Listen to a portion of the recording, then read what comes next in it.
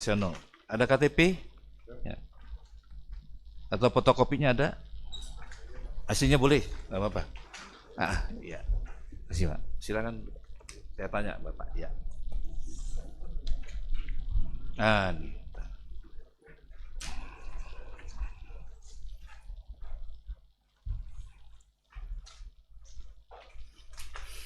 Nama lengkapnya Pak? Ugroseno aja Pak. Dr. Andes Ulama. Ugroseno ya? Ya, Ugroseno. Ini ejaan lama ya Pak? lama. Lama ya. Tempat lahir? Jakarta 17 Februari 1956. 1956 ya. Agama? Islam. Islam. Pekerjaan? Purnawirawan Polri Pak. Purnawirawan Polri ya. Bangga Pak, Purnawirawan itu Polri bangga. Iya? Purnawirawan Polri itu bangga ya kan. Iya. Pernah bekerja di Polri kan ya. Iya pernah kerja. Iya kan. Lagi. Tempat tinggal? Jalan Suci Gang Regalia nomor 99 RT 18 RW 04 Kelurahan Susukan Ciracas Jakarta Timur. Ciracas Jakarta Timur ya. Alamat Jakarta Timur ya. Kenal Pak. Saya tanya. Kenal dengan top-topan hakim? Kenal tidak? Top-topan hakim? Enggak kan? Tidak kenal ya. Dengan Bangun Sutoto? Enggak. Tidak kenal ya. Dengan Joko Widodo?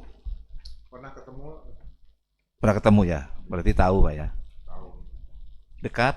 Jauh? Kalau pernah ketemu hubungannya? Ya kalau bicara dipanggil sekali saja, habis itu enggak. Kalau dipanggil sekali saja ya. Berarti tahu ya Pak. Tahu Pak. Dengan Profesor Dr. Opa Emilia MED SPOG PhD. Kenal? Pernah ketemu? Belum pernah ketemu juga. Profesor dengan Dr. Wening Udasmoro? Sama belum pernah ketemu. Ketemu juga. Kalau kepolisian tahu ya. Ya. Universitas Gajah Mada tahu juga ya. Ya. Ada tanggapan dari tergugat 1 sampai dengan 4 dan tergugat 2, 3 dan turut tergugat? Tidak ada. Turut tergugat 4? Tidak ada. Turut tergugat?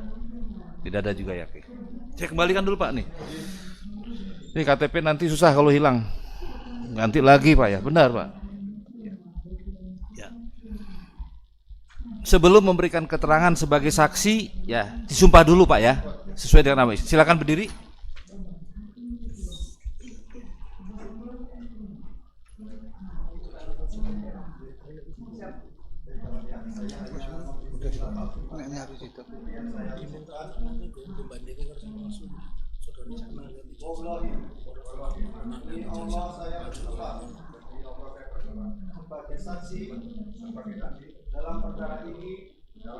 Izin dulu. Keterangan yang benar, tidak lain daripada yang Tidak diskurs sebentar.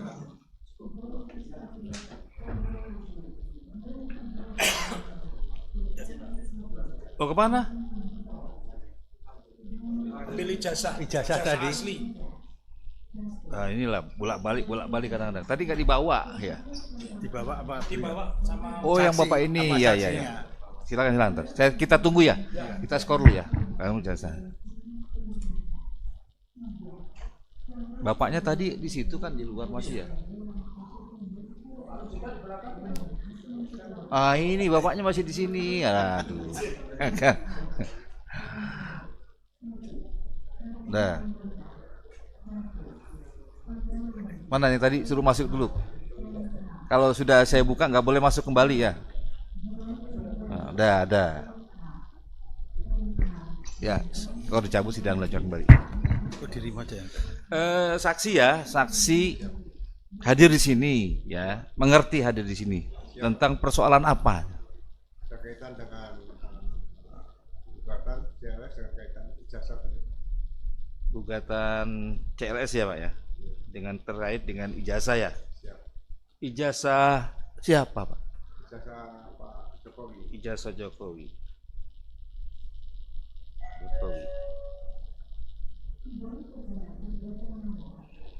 Apakah saksi pernah Melihat ijazah Pak Jokowi? Saya hanya melihat dari media sosial dan dari beberapa rekan juga yang didapatkan dari media sosial. Melihat dari media sosial ya. Media sosial. Setelah dilihat di media sosial ya, saksi perhatikan ya, ada masalah apa dengan ijazahnya tadi? Ya, secara sepintas dengan kasat mata saya, yang pertama foto. Foto, foto apanya? Foto yang ada dalam ijazah itu hanya saya amati sendiri dengan mata saya, berbeda dengan Pak Jokowi yang pernah saya ketemu itu.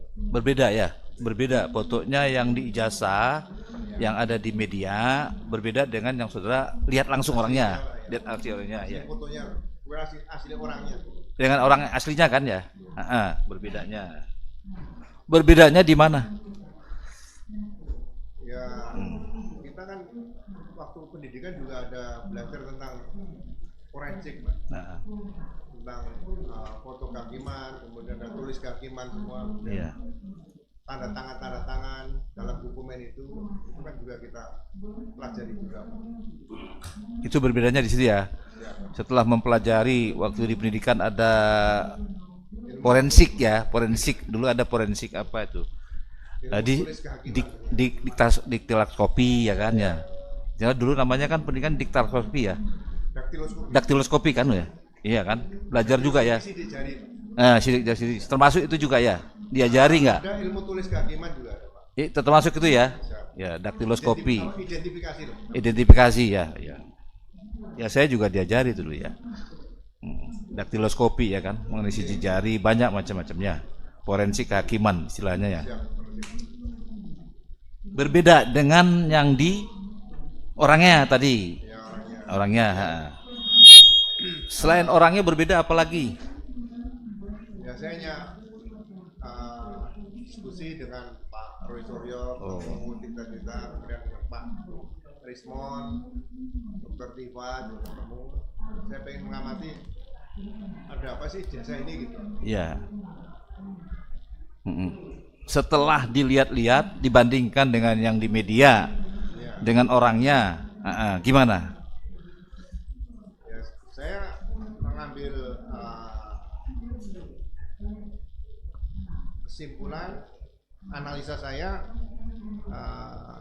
polisi sebagai aparat negara perlu mengambil langkah yaitu fokus kepada pasal berapa nih kalau misalnya dugaan tadi memang harus dibuktikan. Nah, karena kita harus bisa memberikan jawaban pada masyarakat. Jadi saya pemikiran saya lebih cenderung pasalnya adalah pasal 263 ayat 2 KUHP. Yaitu digunakan untuk maju sebagai waktu itu sebagai calon wali kota 2 kali, kemudian calon gubernur dan calon presiden. Sehingga ke depan nanti peran KPU tidak hanya sebagai event organizer aja untuk melaksanakan pilpres, tapi juga harus melakukan verifikasi secara tuntas, secara mendalam tentang persyaratan-persyaratan dokumen yang diperlukan oleh KPU. Jadi itu waktu itu melihatnya kapan Pak itu? Melihatnya dan membandingkannya kapan? Kira-kira tahun berapa? Saya 2025 sudah hampir tiap hari karena itu menarik perhatian Sebelum yang pertama kan, yang pertama kali lihat itu kan, sebelum kenal dengan Roy Suryo tadi ada melihat kan, baru diskusi dengan Roy Suryo. Kapan itu? Kira-kira mulai pertengahan 2025, Pak. Oh, pertengahan ini 2025. Terus tadi katakan ada calon wali kota. Apa sebelum calon wali kota itu gimana tadi? Ya, saya melihat undang-undang pemilu. Ya. Kemudian saya lihat persyaratan untuk menjadi calon wali kota, calon gubernur, kemudian juga calon presiden kan bukan hal yang mudah bagi saya.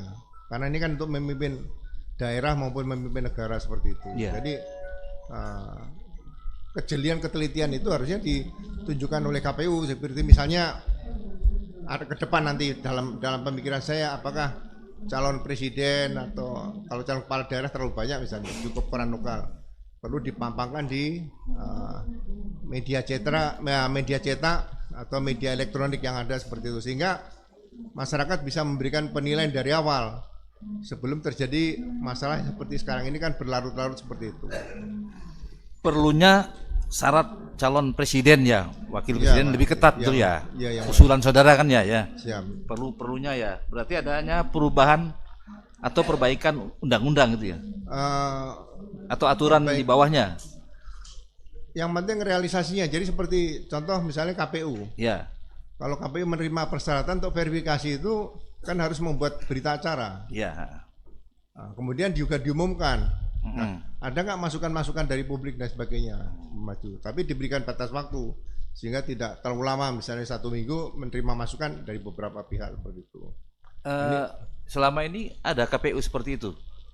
Saya melihat dengan peristiwa yang kaitan dengan ijazah Pak Jokowi ini kan tidak ada, hanya akhirnya ditekan oleh publik di situ, termasuk yang di KPU pusat melalui Komisi Informasi Publik yang di pusat itu Ya, KIP. supaya ditunjukkan KIP tadi. Ya. Nah, sebetulnya bagi saya kalau KPU sudah berani menunjukkan seperti itu, KPU pusat, nah pasal 263 ayat 2 KUHP itu bisa diterapkan dulu, itu menjadi barang bukti karena digunakan. Jadi bukan yang menyerahkan. Kalau waktu itu di KPU diteliti dengan jelas, ini kan tidak akan maju. Jadi karena tidak diteliti dengan jelas dan sangat teliti, akhirnya maju. Nah ini mungkin ke depan perlu kewaspadaan seperti itu sehingga ya sekali lagi saya katakan jangan sampai selalu terjadi hal-hal seperti ini yang berlangsung proses 5 tahunan seperti itu. Jadi peraturan KPU-nya Pak tadi ya. Peraturan KPU-nya yang harus diperbaiki ya. ya. Nah itu. Memang ini yang masukan begini. Kalau ada masalah peraturan KPU-nya yang kurang jelas, harus diperbaiki. Harus tegas dan jelas gitu. Tegas, jelas, dan kalau memang ada kurang diperbaiki kan itu ya. Kembali lagi ya, tadi kan. Jadi saksi baru tahu tahun 2025 dari media ya. Tapi belum pernah lihat saksi ijazah aslinya Pak Jokowi. Sampai sekarang saya nggak pernah lihat ya. Tidak pernah lihat ya. Jadi memang ini masukan ya. Ya. Kalau KPU berarti kan negara ada yang kurang terhadap aturan-aturannya ya kan ya. CLS seperti itu benar ya. CLS kan seperti itu aturannya kan ya. CLS. Bagi kan saya ke depan peraturan-peraturan KPU itu harus diberikan kepada publik pencerahan supaya trust kepercayaan publik ini bahwa KPU bukan hanya sekedar event organisasi untuk melaksanakan pemilihan dan pemungutan suara saja itu saja. Kan pemilihan seluruh Indonesia lagi ya. Seluruh Indonesia KPU itu kan dibagi-bagi. Ada pertanyaan? Saya silakan. Tanya.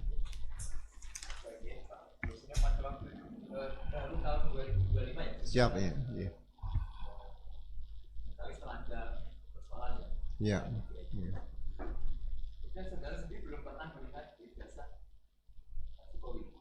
Asli belum pernah. Kalau dari pengamatan saudara ya, tadi Bapak juga pernah mendapatkan pendidikan. Hal apa yang tidak pas di ijazah ataupun unggahan? Ya, kita kan selama bertugas sering membuat DPO nih, daftar pencarian orang.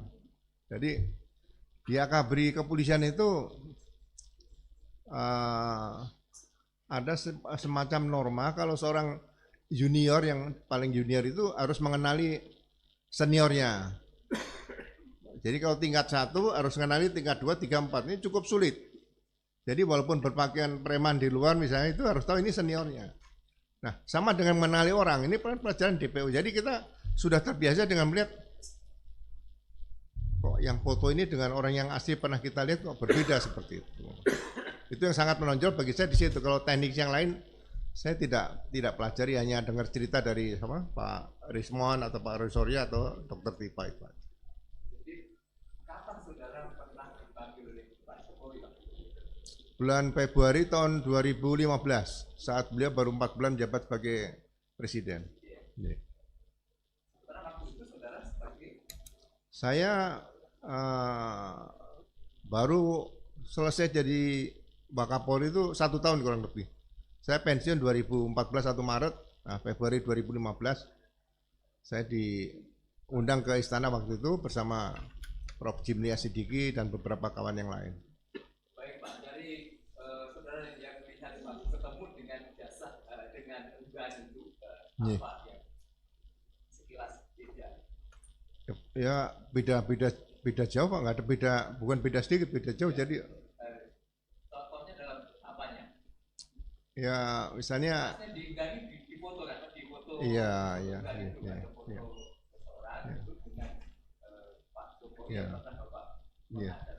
Ya misalnya saya nggak pernah lihat Pak Jokowi pakai kacamata begitu. Kemudian bentuk gigi seperti kan kita bisa lihat seperti itu. Kemudian begitu digambar bentuk telinga, mata, pintas kita lihat banyak perbedaan seperti itu. Ya, ya, hidung seperti itu. Jadi panca indera itu bisa kita lihat dari kasat mata kita, bisa kita lihat pintas. Itu yang di antaranya ya. Siap ya. Beda. Siap ya.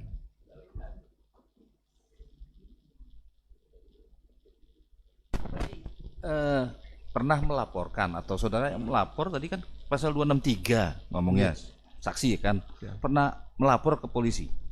Belum, jadi saya diajak dialog dengan beberapa kawan-kawan dengan Iya. Prof Refli juga. Eh, Saya bilang ini coba fokus dulu aja, jangan dihadapkan kepada pemilik ijazah dulu Pak Jokowi, gitu loh. Jadi kalau orang punya ijazah, katakanlah tidak benar atau diduga palsu, kalau hanya disimpan sendiri ya mau dibesarkan di rumah pakai figuran juga nggak ada masalah. Cuma kalau digunakan berarti kan ayat 2-nya masuk. Apalagi untuk misalnya calon presiden, ini lebih bagi saya ke depan negara kan tidak bisa dibuat main seperti itu. Jadi saya lebih fokus kalau bisa pasal 263 ayat 2 saja gitu. yang dilaporkannya tadi. Yang harusnya dilaporkan seperti itu. Ya. Jadi saya akan yang dilaporkan cukup komisioner KPU baik yang di Solo, kemudian di Jakarta sama di pusat. Komisionernya dilaporkan. Siap. Ya, sudah. Saya dengar kemarin hari Minggu kemungkinan ada arah ke sana kemungkinan. Ada, tapi belum ya. Iya, hari Minggu kemarin saya bertemu dengan beberapa kawan, mungkin ada arah ke sana supaya masyarakat nggak hanya dipertontonkan dengan debat yang Iya, melelahkan seperti ini cukup lama. Ya, tapi sampai sekarang belum ada ya untuk Belum ada. komisioner KPU ya dilaporkan tentang ijazah tadi ya. Penggunaan ijazah Ya, diduga penggunaan palsu tadi. ijazah belum ada ya, Iya. komisioner. Pak, ada? Silakan, saya serahkan. Baik, kami lanjutkan. Terkait dengan materi gugatan ini yang tadi Bapak sudah menyampaikan ini mengenai CLS Pak ya. Siap. Kaitan juga dengan mengakhiri adanya suatu hal yang sama di kemudian hari Bapak tadi mengusulkan bahwasanya ke depan untuk KPU itu menunjukkan ijazah daripada calon kontestan seperti itu Bapak. Iya, jadi bisa diumumkan di media cetak juga bisa untuk khusus untuk pemilu kan ya cukup menarik seperti penerimaan mahasiswa zaman dulu kan juga pakai media seperti itu dan masyarakat akan ikut partisipasi untuk bisa melihat oh ini kawan saya, ini om saya, ini kakak, disitulah rasa memiliki seorang calon pimpinan negara ke depan itu harus dimunculkan dari situ. Jadi diketahui latar belakang pendidikan formalnya begitu Bapak ya. Ya semuanya, jadi benar-benar memilih seorang pemimpin itu ya bagi saya harus benar-benar pilihan baik lahir maupun batin seperti itu harusnya. Jadi kalau itu tadi usulan Bapak berkaitan dengan mungkin ke depan ada semacam polemik seperti ini lagi, maka itu tidak nanti bertentangan dengan undang-undang perlindungan data pribadi, undang-undang yang sifatnya privasi itu kita atau bagaimana? Saya mungkin ini kan Bapak saksi fakta ya, tapi kan usulan Bapak kan ada kaitannya dengan materi gugatan penggugat ini Pak Agung Toto dan Pak. Ya kalau risiko ingin menjadi pejabat publik ya data pribadi pasti ya akan diketahui seperti itu. Sebagai contoh saya ini untuk perbandingan saja. Jadi kasus meninggalnya Arya Daru, diplomat yang di kosnya itu Jakarta, saya ngikuti juga karena pengacara saya kenal, akan dibuka masalah hal-hal yang mungkin sebetulnya itu membuka aib, tapi karena sudah meninggal pengen dilihat motif kematiannya apa, itu dibuka pada publik karena masalah seperti itu. Oke, jadi kalau itu memang berkaitan dengan Kepentingan. adanya kepentingan yang lebih luas, Iya, mungkin hal yang semacam ini bisa dikesampingkan ya untuk iya khususnya. kepentingan yang lebih luas gitu ya. Iya. Katanya mungkin seperti itu ya masukan Bapak. Ya, kalau Bapak mohon maaf, dari karirnya Bapak dari kalau mungkin dari TNI kan kecabangan, kalau Bapak Polri itu dari apa Bapak, latar belakang apa mungkin dari Serse atau dari Oh iya. apa mohon maaf Pak?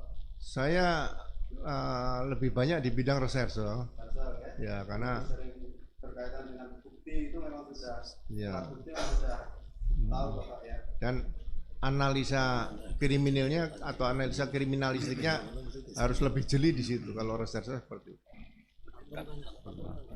Cuman kan menguntungkan kita Ini banyak. pernah bertemu secara langsung dengan Bapak atau Presiden ke-7 tahun 2000 berapa? 15 ya. Seperti itu ya dibandingkan dengan data yang ada di medsos. ya, ya. Bukankah dalam apa namanya ketika Polri mengambil alat bukti dan menilai alat bukti harus diambil dulu data dari data primernya. Bagaimana itu Pak kalau Bapak mengatakan semacam itu? Ya, Karena saya ini jasa kan masih ada di Polda. ya mohon maaf Pak yang mulia Pak Hakim. Jadi gini, kalau ijazah yang dipegang Pak Jokowi ini dibakar sama beliau sendiri, apakah dugaan tadi tidak berjalan?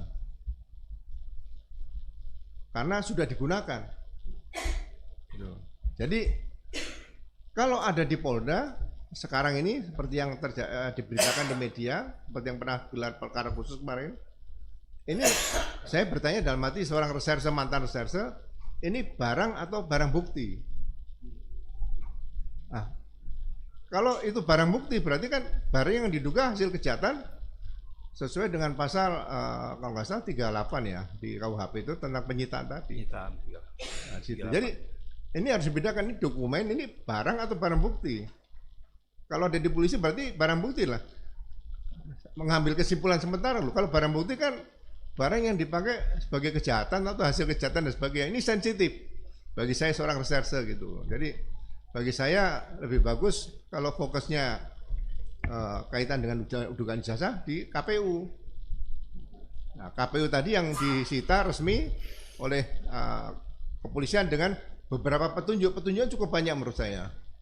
Yang didapatkan di media itu kan sudah dibuka semua, ada harian kedaulatan rakyat. Itu sebenarnya demi kepentingan negara dan bangsa, ya kepolisian negara Republik Indonesia jangan ragu-ragu untuk mengungkapkan seperti itu. Maksudnya ke depan jangan sampai terjadi lagi hal-hal seperti yang sekarang terjadi itu. Baik ya, jadi seperti itu pandangan Bapak ya. Siap. Terhadap kasus atau polemik yang sekarang ini sedang terjadi dalam perkara itu, masuk juga adanya gugatan ini kan tujuan Siap, gugatan ya. kan sebenarnya kan memang ingin polemik ini berhenti dan ada endingnya, tapi kan sampai Siap. hari ini memang masih berlanjut seperti Siap. ini, bahkan ada laporan juga Pak Jokowi. Tapi kalau dari sisi apa namanya lidiknya maupun sidiknya Serse, hal-hal yang bukan merupakan data primer juga dimungkinkan seperti itu Pak. Kita mengambil suatu asumsi sehingga meningkatkan ke penyidikan. Ya, jadi menarik ini kan kebetulan menyangkut Presiden ke-7 nih malah negara Pak. Jadi saya juga berpikir gini, apakah dibuatkan laporan polisi model A? Ya, saya menarik karena waktu pertama kali saya bertugas tahun 79 di kepolisian itu ada asisten Kapolri bidang reserse intelijen, Pak. Nah sekarang reserse juga melaksanakan tugas intelijen penyelidikan. Padahal penyelidikan itu bagian dari penyidikan. Jadi beda penyelidikan reserse dengan penyelidikan intel. Gitu loh. Tapi saya lihat sekarang ya mohon maaf itu perlu perbaikan juga nanti ke depan ada peraturan Kapolri nomor 6 tahun 2019 itu bagi saya yang sangat mengagetkan gitu, maksudnya kok ini jadi tumpang tindih antara reserse sama intel seperti itu. Makanya kalau misalnya kaitan dengan ijazah yang diduga palsu tadi sebaiknya tidak usah menunggu, polisi bisa datang ke KPU dilihat ini harus dituntaskan ya, disita dulu yang dari KPU dulu. Jadi jangan selalu debat antara Pak Jokowi dengan yang dikenal dengan trio RRT misalnya itu dan beberapa orang tadi. Jadi benar-benar udah ini nomor 2 yang kalau misalnya terlibat nanti ayat 1, tapi ini ayat 2 263 tadi buktikan dari KPU dulu supaya persoalan ini bisa cepat selesai seperti itu. Berarti mungkin atau pendapat Bapak mungkin juga perlu adanya peraturan yang memang ketika memang terjadi polemik, polisi langsung bergerak aktif begitu Pak ya.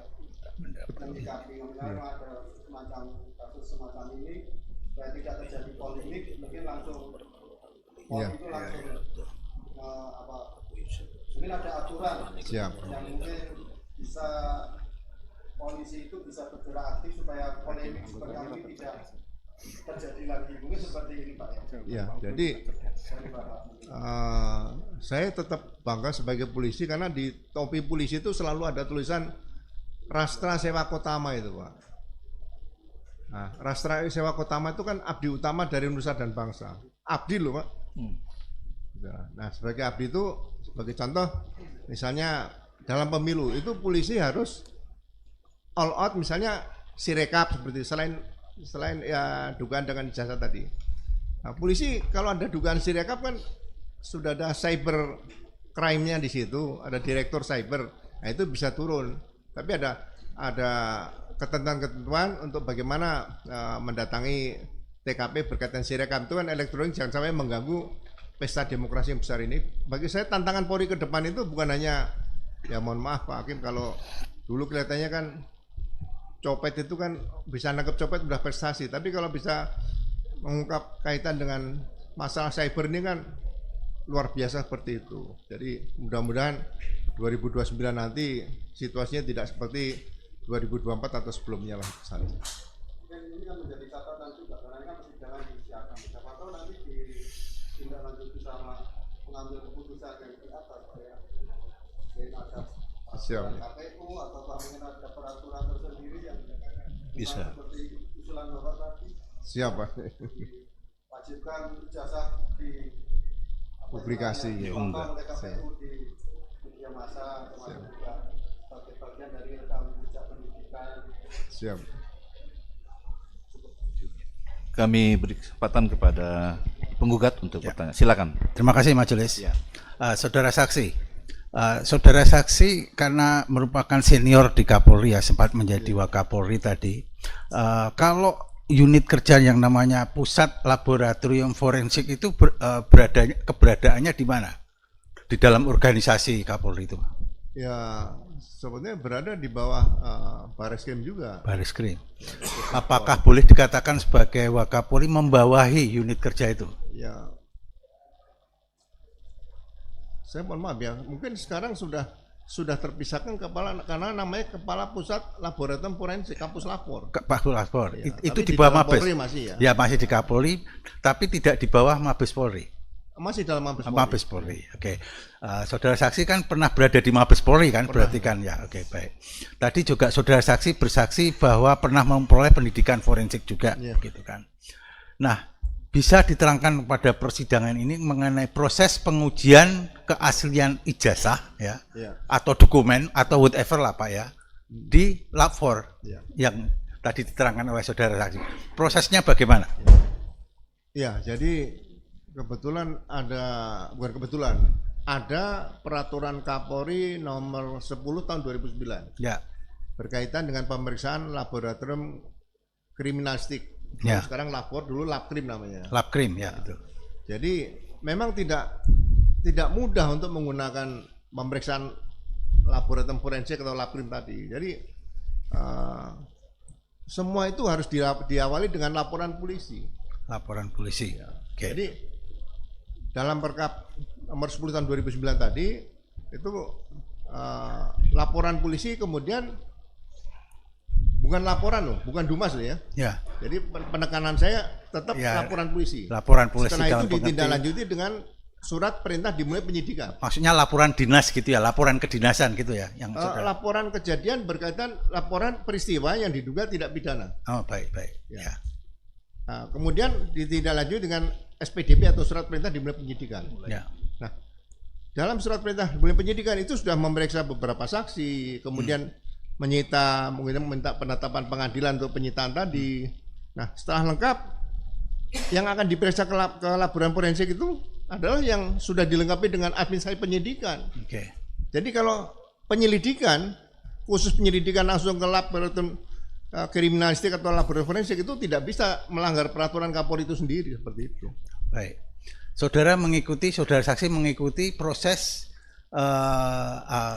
pengujian ijazah yang dilakukan oleh Lapor Ya. pada ijazahnya Pak Jokowi. Saya setelah selesai saya ketemu dengan kawan-kawan pasti saya tanya bagaimana mekanismenya misalnya dalam gelar perkara khusus seperti itu, saya pasti minta informasi pada mereka. Apa yang saudara bisa sampaikan pada persidangan ini perihal kesaksian saudara atau pengetahuan saudara perihal itu? Ya, begini saya ulangi peran. Apa yang seharusnya dilakukan ya oleh Lapor, tapi tidak dilakukan oleh Lapor? Yang saudara amati. Ya. Jadi tadi sudah saya sampaikan pada yang mulia para hakim tadi. Ini ada peraturan Kapolri nomor 6 tahun 2019 tentang penyidikan tidak pidana. Ya. Jadi saya tidak mengikuti itu, tapi setelah saya baca sepintas sangat aneh kalau peraturan Kapolri tadi disebutkan penyidikan tidak pidana, sedangkan penyidikan tidak pidana sudah diatur di KUHP. Ya. Nah, di situ sebutkan ada laporan atau Dumas. Ya. Nah, istilah-istilah seperti ini nih sebetulnya perlu diperbaiki. Kalau Dumas atau pengaduan masyarakat itu biasanya melaporkan perilaku polisi yang menyimpang. Ya. Misalnya dugaan korupsi, kemudian juga melakukan perbuatan tidak terpuji dan sebagainya, itu Dumas. Ya. Tapi kalau reserse tidak ada Dumas. Oke. Ya, makanya saya selalu sampaikan sama para junior kalau ketemu, coba sosialisasikan laporan polisi itu laporan bukan laporan kebutuhan tangani polisi. Ya. Misalnya jaksa menangani kasus Pak Tom Lembong gitu korupsi. Itu juga laporan polisi bukan laporan kejaksaan. Ya. KPK nangani itu, saya baca laporan kejadian itu juga salah menurut saya. Itu harusnya laporan polisi karena di internasional saya pernah belajar ke Amerika juga. Ya. Itu ya police report. Nah, ini mungkin yang masyarakat kadang-kadang lupa. Laporan atau laporan pengaduan yang diatur di KUHP itu di pasal 1 penjelasannya itu yang dimaksud adalah delik biasa atau delik aduan gitu loh. Nah, ini yang mungkin ke depan bagi saya pendidikan Polri perlu diperbaiki seperti itu, sehingga berkaitan laporan yang TPWA ya di Bariskem itu seharusnya bukan Dumas. Bukan laporan tapi laporan polisi. Ya, laporan. Jadi setiap laporan polisi yang masuk ditindaklanjuti dengan SPDP baru diproses. Jadi tidak ada istilah SP2 lidik, surat perintah penghentian penyelidikan. Itu tidak diatur di hukum acara pidana. Itu yang bagi saya ke depan perlu diperbaiki seperti itu. Jadi boleh dikatakan dalam proses itu menurut pengamatan saudara saksi ada laporan polisi, ada pelanggaran terhadap peraturan Kapolri terhadap itu. Oke, itu kesaksian saudara begitu ya. Terhadap KUHP, bukan peraturan Kapolri, terhadap KUHP. Terhadap KUHP gitu ya. Ada yang peraturan KUHP yang tidak dilaksanakan oleh Lapor begitu. Oke. Oleh penyidik. Oleh penyidik. Ya. Nah, Bariskem. kalau hubungannya dengan Lapor saudara saksi, dengan Lapor kan keluar dengan kesimpulan identik dan tidak identik. Dalam kasus ini adalah identik. Itu bagaimana maksudnya? Lapor harus menolak kalau administrasi penyidikan tidak tepat. Oh, seharusnya ditolak ya. Karena yang kedua, pengertian identik itu bagi saya hanya tanda tangan identik. Oh ya. Kalau dokumen misalnya ijazah, sertifikat itu ya asli atau palsu. Oh, kalau identik tidak dikenal dalam Lapor.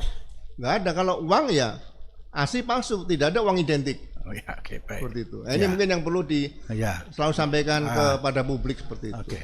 Baik, saudara saya, ini agak berbeda pertanyaan saya adalah ketika saudara saksi menjabat sebagai pejabat di Kapolri itu, pernah ada nggak semacam tekanan bersifat politik gitu untuk saudara melakukan di luar yang saudara yakini harus dilakukan? Pernah nggak memperoleh tekanan seperti itu? Ya, saya belajar pembentukan polisi di Magelang 1 tahun. Ya. Ya kan? Bagaimana sejarah perjalanan bangsa. Kemudian 3 tahun di Sukabumi. Ya. Jadi pertanggungjawab polisi itu harusnya kepada hukum, bukan pada atasan. Nah, ya oke. Itu yang harusnya sampaikan. Jadi saya pernah berbeda pendapat dengan pimpinan, dan saya juga paling senang berbeda pendapat. Ya. Dengan anak buah juga sering berbeda pendapat. Jadi polisi itu harus sering berbeda pendapat. Ya. Karena untuk mendapatkan yang benar-benar hakiki itu kan sulit. Ya. Saya mungkin pangkat bintang 3, tapi ada seorang kombes yang pintar, mungkin saya perlu belajar ilmu dari situ. Nah, hal-hal seperti ini kalau misalnya itu bertentangan dengan hukum, ya sampaikan dengan cara baik-baik. Ya. Mohon izin Jenderal, ini tidak bisa kami laksanakan karena ini melanggar hukum acara pidana seperti itu. Jadi jawabnya secara singkat, pernah ya saudara memperoleh tekanan itu dari baik dari pimpinan maupun dari yang selevel, pernah mendapatkan tekanan? Ya, pernah lebih dari sekali itu aja. Oke, pernah dari sekali. Sehubungan dengan itu, bagaimana kesaksian saudara mengenai keadaan sekarang? Apakah Polri mendapatkan tekanan atau tidak? Saya belum Khususnya melihat, dalam kasus ijazah ini. kalau saya harus melihat begini, ya saya ingin polisi kembali kepada polisi negara Republik Indonesia. Cukup saksi. Jawaban itu sudah cukup Ya, bagi itu kami. aja. Oke, saudara saksi, boleh saya perlihatkan karena saudara juga pernah belajar forensik kan ya saudara. Boleh izin yang majelis? Silakan, Kami silakan. hormati. Silakan dari apa juga? Dari tergugat. Saudara Tergugat, saksi silakan. kan sudah melihat di medsos dua macam Silakan, Pak. Silakan. dokumen ini ya. Ya, nah. Terus kemudian tadi di persidangan juga diperlihatkan ijazah asli, tahun kelulusan sama, tahun 85. Baik, ya. Ini orang yang berbeda, yang berbeda ya.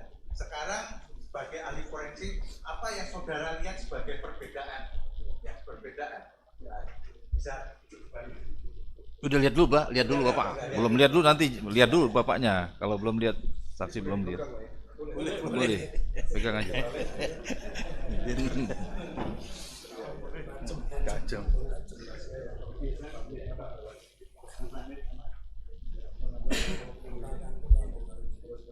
Ya, Kak, sambung ya.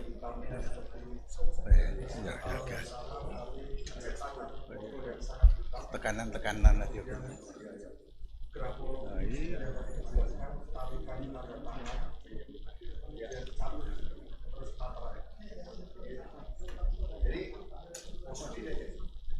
Kalau sudah lihat, duduk nggak apa-apa. Kalau sudah lihat, duduk aja. Lihat, silakan.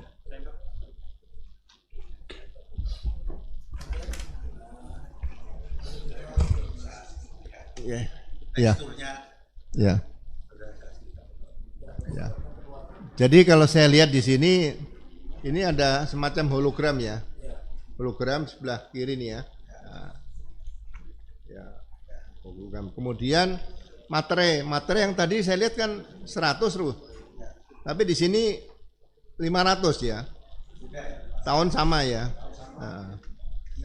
Ya, beda. Kemudian ya, kalau cap ini kan perlu pemeriksaan khusus nanti ya, situ ya. Kemudian tanda tangan sepintas tarikan. Jadi tanda tangan itu dilihat identik atau tidak. Ya. Itu dilihat dari beberapa titik-titik tertentu, tarikan-tarikannya berbeda seperti Ya. itu. Sehingga Ya. ini baru petunjuknya. Ya, betul. Alat bukti nomor 4 kan petunjuk tadi. Ya. Nah, ini bisa menjadi suatu saat kalau memang dilakukan penyidikan ya, ini menjadi barang bukti yang dari KPU tadi Ya. untuk diperiksa dengan yang ini, Oke. yang asli tadi. Ya. Itu untuk pembanding seperti itu saja. Oke, baik. Itu saja ya. Oke, baik. Terima kasih. Nanti akan dilanjutkan oleh kawan-kawan. Ada pertanyaan lagi. Tadi Iya. saudara saksi meminta izin kepada yang terhormat majelis hakim apa boleh dipegang. Iya. Ya, dalam suatu gelar perkara, ya juga ada larangan tidak boleh memegang. Ya. Itu bagaimana pengamatan saudara saksi? Ya, Kok tidak boleh memegang? Tunjukkan nggak boleh pegang. jadi sama dengan kalau ada kejadian di TKP, Ya. seharusnya ya saya sering studi ke Arizona dulu. Ya. Itu polisi itu kemana-mana membawa sarung tangan karet yang tipis. Ya. Gitu loh. Jadi pada saat gelar kalau memang ingin memegang, sebetulnya kalau dipegang dengan sarung tangan yang karet yang tipis tadi, bagi saya nggak ada masalah. Oh. Ya. Jadi sebetulnya boleh asalkan pakai sarung tangan, misalnya begitu. Iya, waktu di Amerika tuh mobil yang kita tumpangi dibongkar sama anak-anak muda. Ya. Kemudian barang-barang kita ada di dalam. Tapi kita tanya polisi, boleh nggak kita mengambil barang kita? Nah, kita bisa ngambil, tapi oleh polisi diberikan sarung tangan. Oh, Membuka pintu itu bisa, tapi Oke. difoto, di video sama polisi itu. Nah, kita ngambil barang-barang kita nggak ada masalah. Ya. Akan dilanjutkan oleh Silakan ya.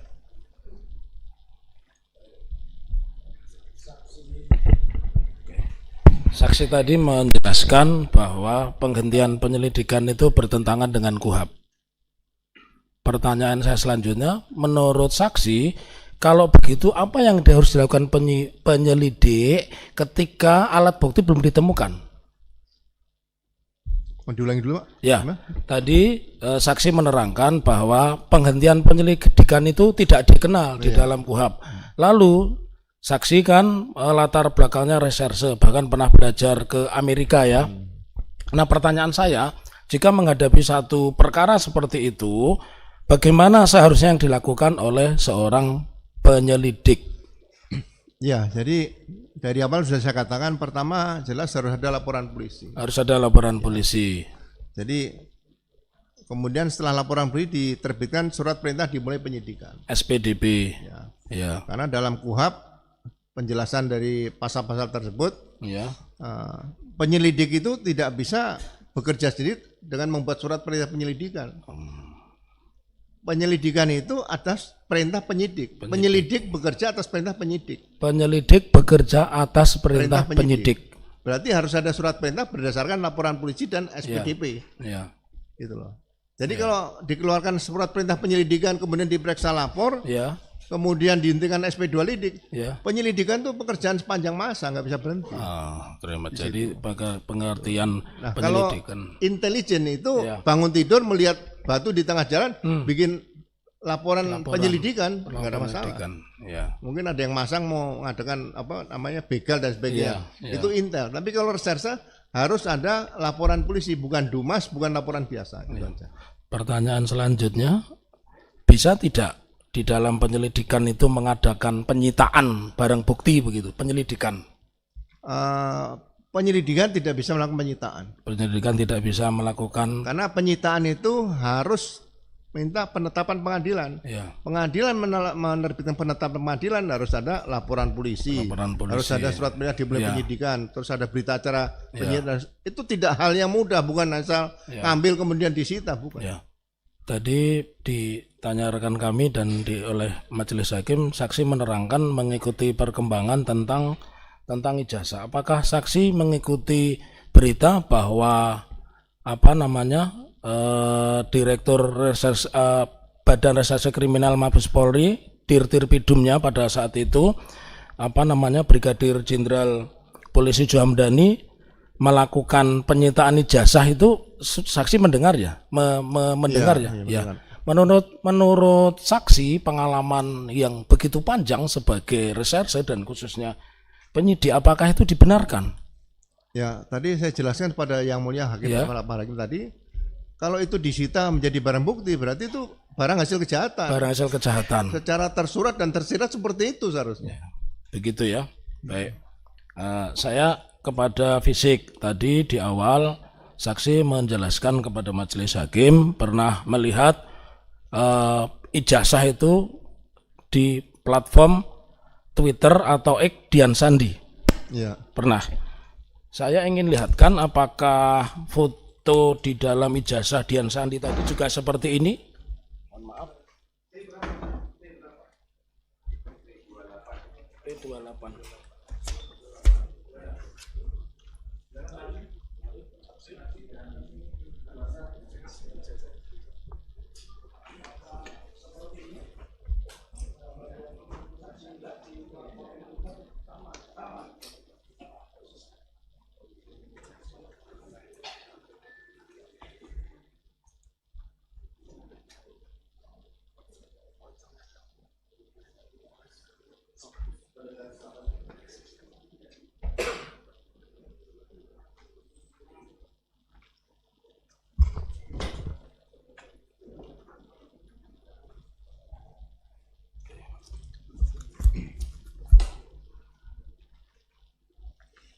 Baik, kami lanjutkan kembali bahwa tadi kepada saksi kami tunjukkan tentang gambar di buku reuni. Jadi saksi belum pernah lihat buku reuni ya, baru hari ini ya. Belum, baru hari Belum ini. hari, tapi gambarnya sama, Sama. sumbernya sama. Ya. Ya. Lalu tadi saksi mengatakan secara fisik 2000 berapa yang dipanggil oleh Pak Jokowi? 2015. Ya, bulan pertanyaan saya, apakah wajah Pak Jokowi sama dengan ada yang di buku alumni ini dan di platform Twitter yang saudara saksi lihat, wajah Pak Jokowi? Februari. Beda jauh. Sangat beda jauh. Beda jauh. Ya. Jadi sangat berbeda jauh. Monggo silakan rekan lanjutkan.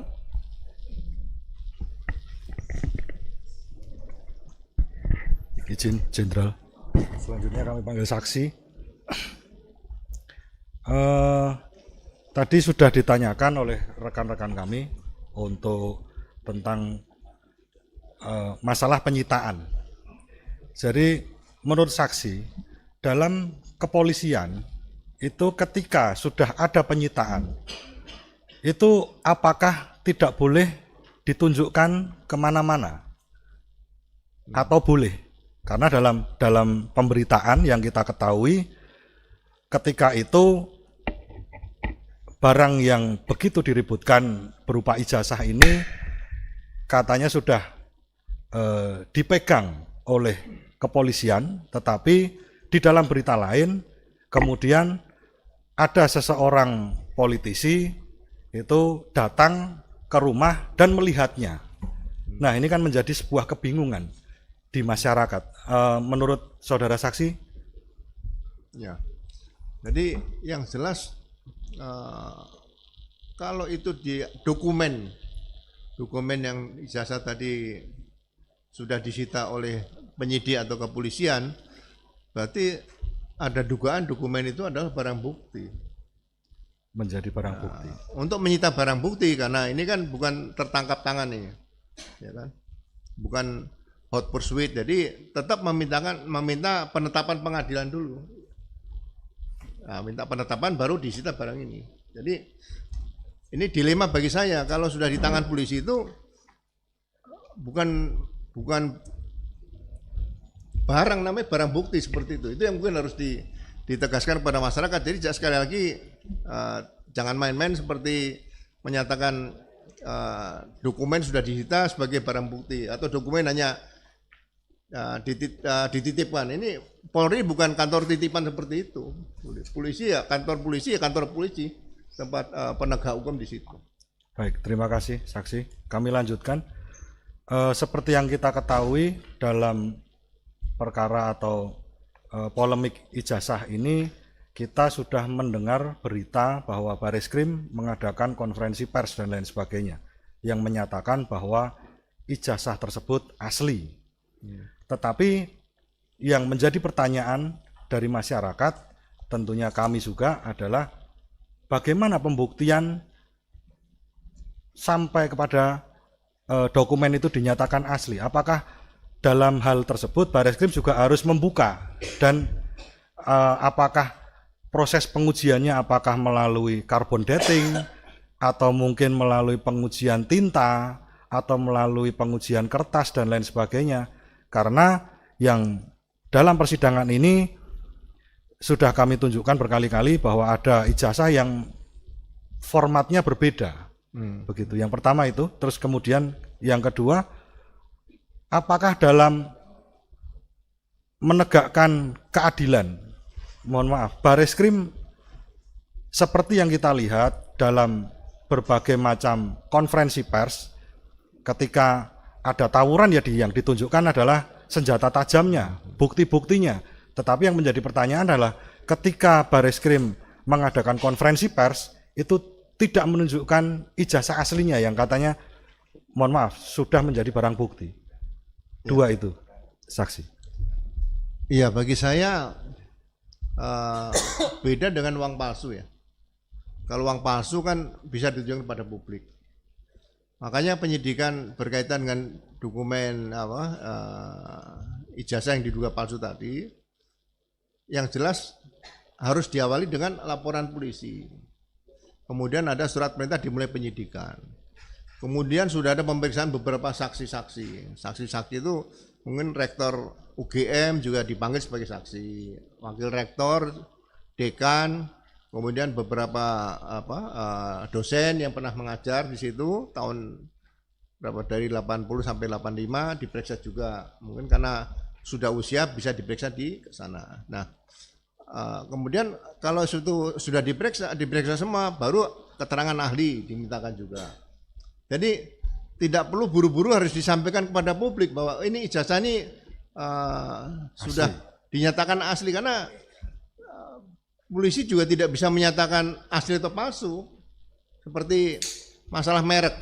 Merek itu polisi tidak bisa menyatakan ini mereknya asli palsu, harus digugat di pengadilan niaga seperti itu. Jadi ya hakim ya harusnya nanti membuktikan di situ. Jadi bagi saya ada kondisi keterburu-buruan untuk bisa menyatakan di depan publik bahwa ijazah ini asli seperti itu, karena pekerjaan polisi dalam penyidikan itu bukan pekerjaan yang mudah, pekerjaan yang sangat sulit bagi saya. Kami lanjutkan. Dalam perkara ini, Kepolisian Negara Republik Indonesia adalah sebagai tergugat.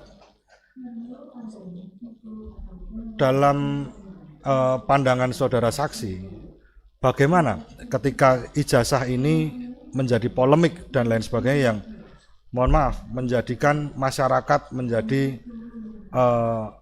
antara percaya dan tidak percaya, terbelah. Kepolisian Negara Republik Indonesia seharusnya bagaimana bersikap? Apakah ketika ada warga negara yang menggugat dengan itikat baik di Pengadilan Negeri Surakarta yang terhormat ini, apakah seharusnya menunjukkan bahwa ijazah asli itu perlu?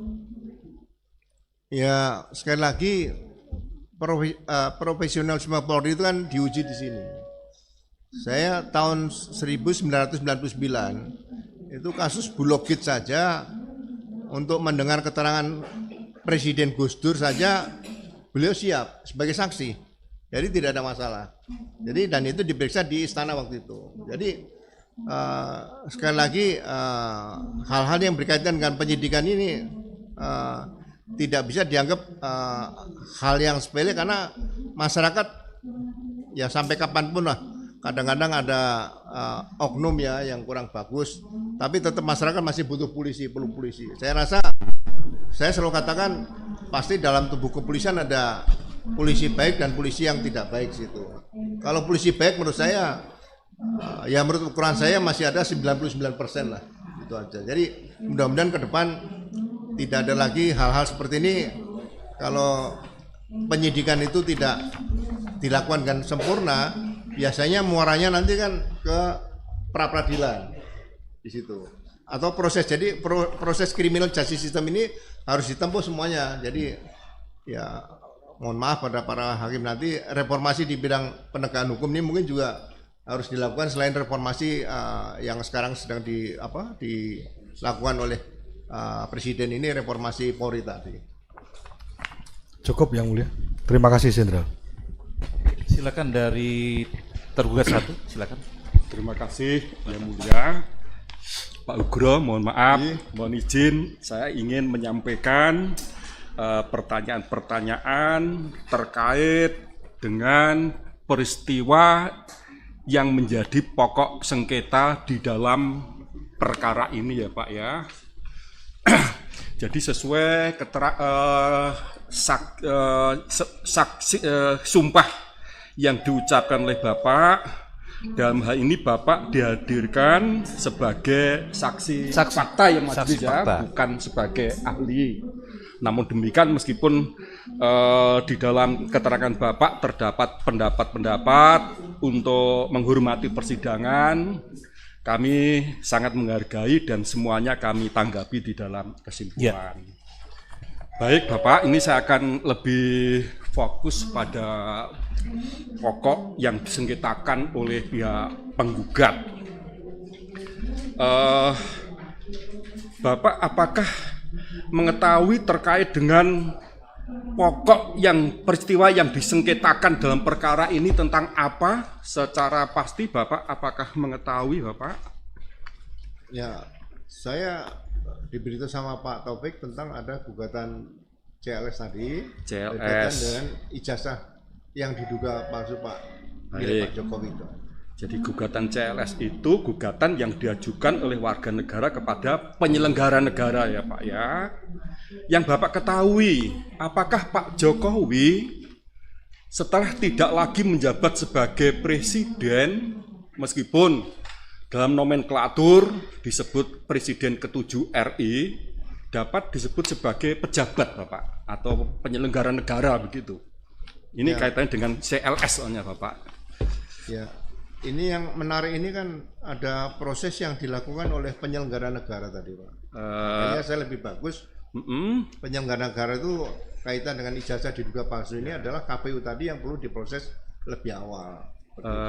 Pertanyaannya saya ulang Bapak, pada saat ini atau pada saat gugatan ini diajukan dengan tidak lagi menjabat sebagai presiden, apakah Pak Jokowi juga dapat disebut sebagai pejabat publik atau penyelenggara negara begitu?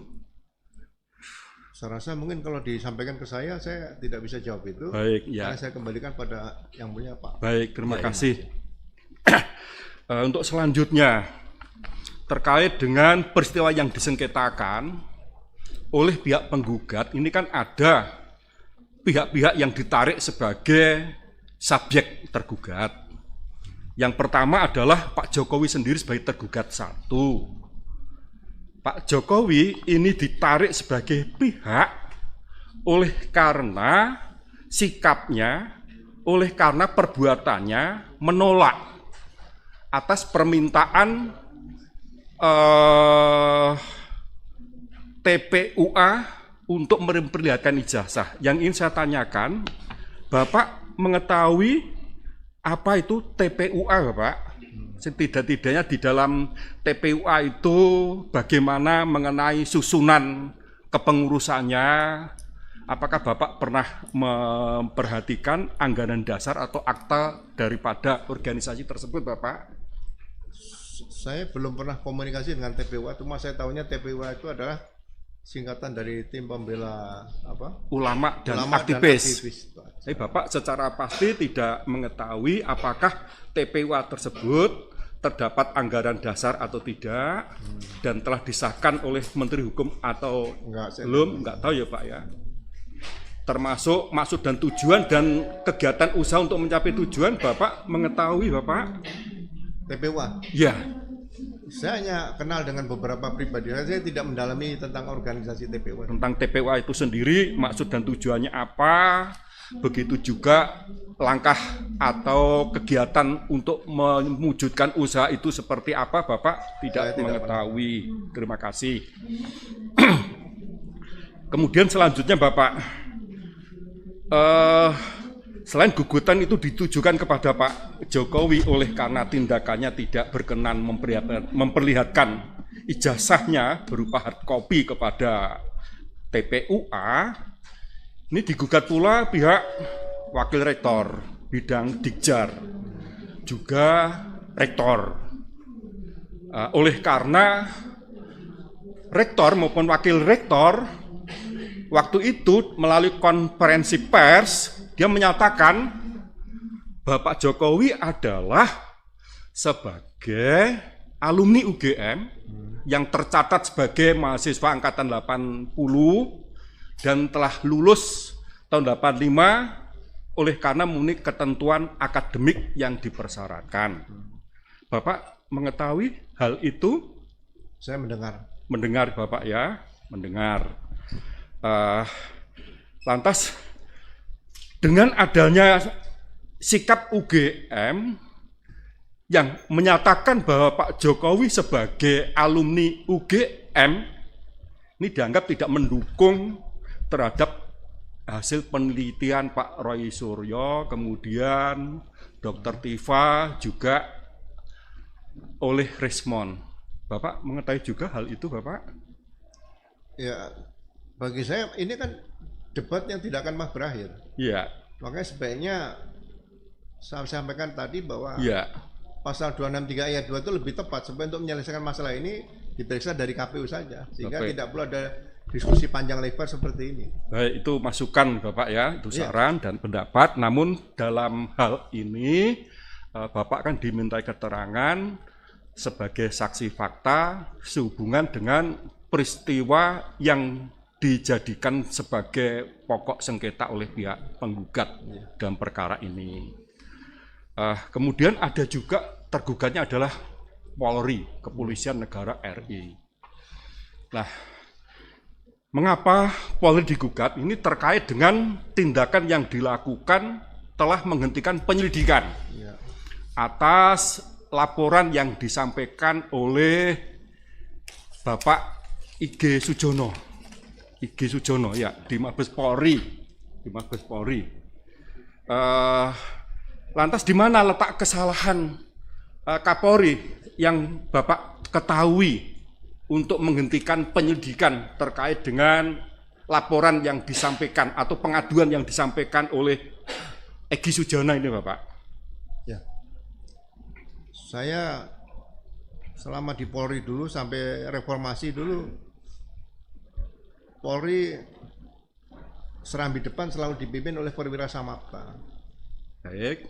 Ya kan? Perwira samapta ini seorang perwira berpangkat letnan 2 bisa, letnan 1 bisa, Ya. kapten waktu itu. Kalau sekarang Ibda itu AKP. Ya. Nah, dia sudah punya kemampuan untuk menilai perkara ini pidana atau perdata, Ya. atau 50-50 bisa. Nah, setelah diterima laporan polisi menjadi LP, bukan Dumas. Ya. Itu LP, laporan polisi. Nah, laporan polisi itu akan disortir oleh reserse. Kalau pidana lanjut, kalau dugaan masih ada perdata, misalnya 50-50, akan dilakukan setelah diterbitkan surat perintah dimulai penyidikan, dilakukan tambahan penyelidikan. Penyelidikan ini tidak menyentuh pada objek. Makanya ada polisi yang gondrong, Pak, itu. Ya. Yang nyamar loh ya. Seperti itu. Nah, kalau misalnya itu nanti ternyata tidak ada pidananya, polisi punya kewenangan luar biasa oleh hukum acara pidana untuk memberikan kepastian hukum, terbitkan SP3, surat perintah penghentian penyidikan. Itu karya agung KUHAP itu sudah memberikan kewenangan luar biasa pada Polri. Nah, SP3 ini walaupun saya katakan belum 100% dapat kepastian hukum, itu masih bisa digugat pra peradilan. Jadi tidak ada namanya zaman dulu SP2 lidik kemudian ada penyelidikan sendiri. Sehingga saya melihat Perkap nomor 6 tahun 2009 itu membingungkan bagi saya suatu saat. Ini kasihan generasi muda Polri ke depan nanti. Bagi Bapak ya maksudnya, karena Perkap itu sendiri dibuat kan dalam rangka untuk melaksanakan hal-hal yang lebih teknis sebagaimana Seharusnya diatur di dalam UHAP dan di dalam undang-undang tentang pembentukan peraturan perundangan, Undang-Undang Nomor 12 Tahun 2011 itu pun diatur di dalam pasal 7 yang pada pokoknya bahwa peraturan yang dibuat oleh pejabat atas perintah peraturan yang lebih tinggi itu pun mengikatkan demikian, Bapak. Baik. Tapi peraturan Perkap itu jangan sampai bertentangan dengan induknya atau dasarnya, yaitu KUHAP, Pak. Betul, Bapak. Jadi itu hal yang teknis ya. Namun demikian nanti biar dijelaskan oleh ahli jika penggugat menghadirkan atau dari pihak tergugat. Demikian, Bapak J.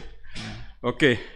Lantas apakah Bapak mengetahui tentang apa sebetulnya yang menjadi tuntutan bagi penggugat dalam perkara ini atau hal-hal yang dimohon untuk diputus oleh majelis hakim? Bapak mengetahui? Ya, saya tidak bisa mendahului yang mulia Pak Hakim. Maksudnya oleh penggugat ini karena mengajukan gugatan selain terdapat adanya peristiwa yang disengketakan, terdapat pula adanya hal yang dimohon kepada majelis supaya diputuskan demikian. Ya. Apakah Bapak mengetahui hal itu?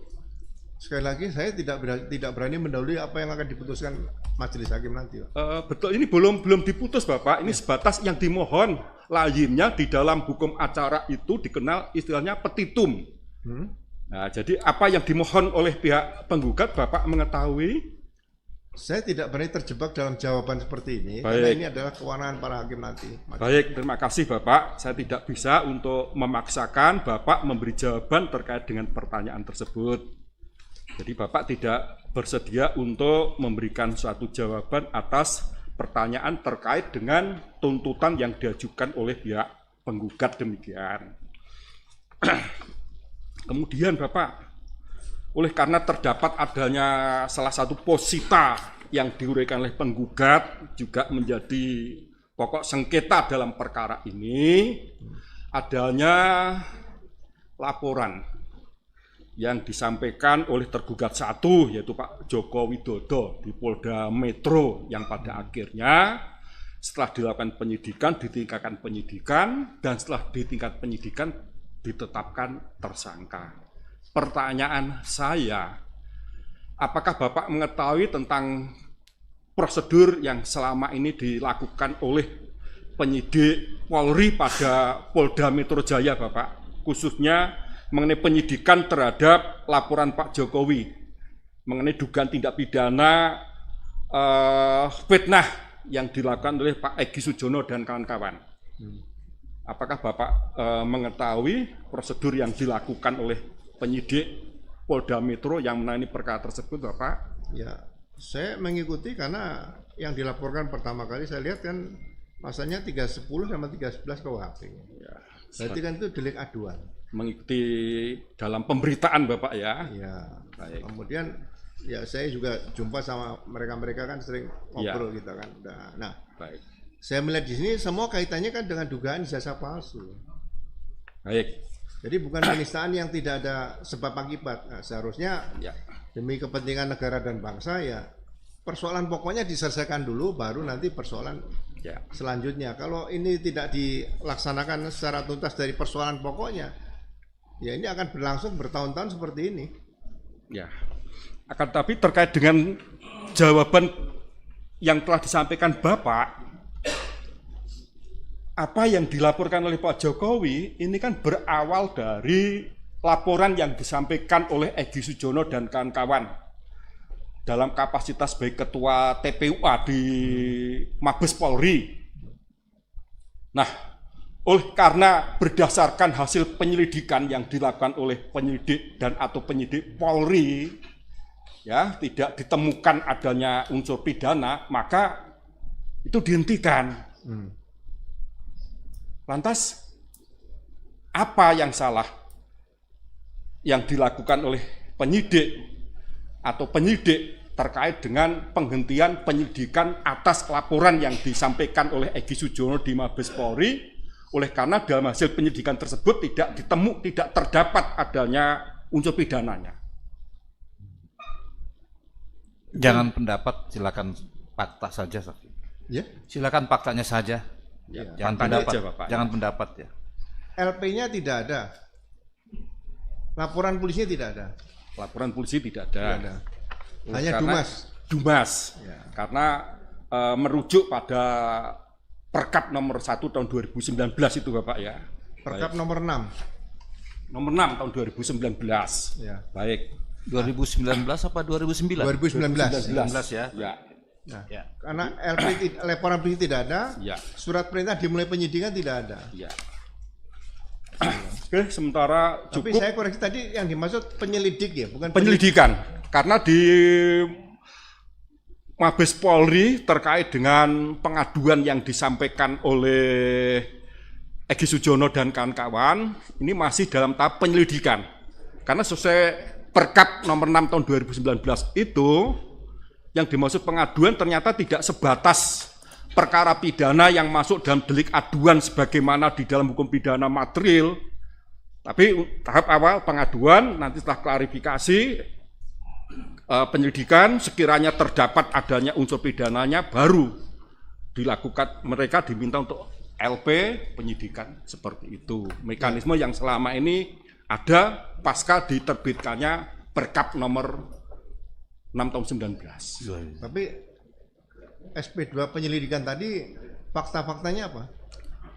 Wah, saya tidak tahu secara pasti, yang jelas oleh penyidik Mabes Polri terkait dengan pengaduan tersebut, oleh karena tidak ditemukan adanya unsur pidana terkait dengan adanya pengaduan tersebut, pada akhirnya untuk kepastian hukumnya dihentikan. Ya, tapi ada hasil lapor kan? Ada.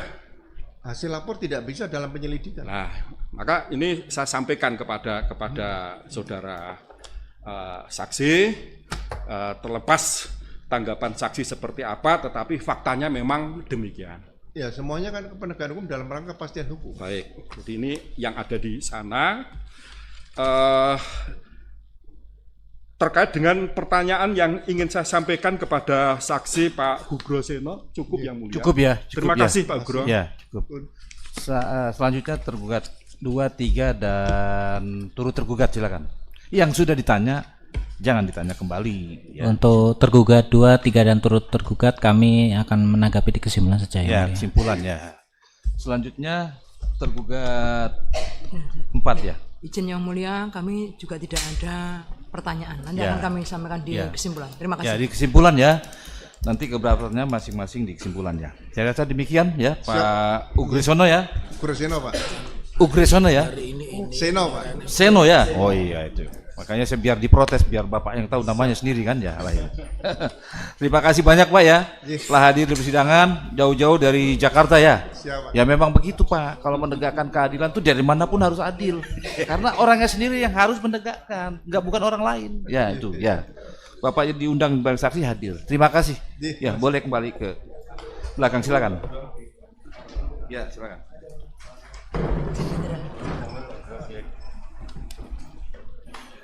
Kami nggak boleh. Silakan.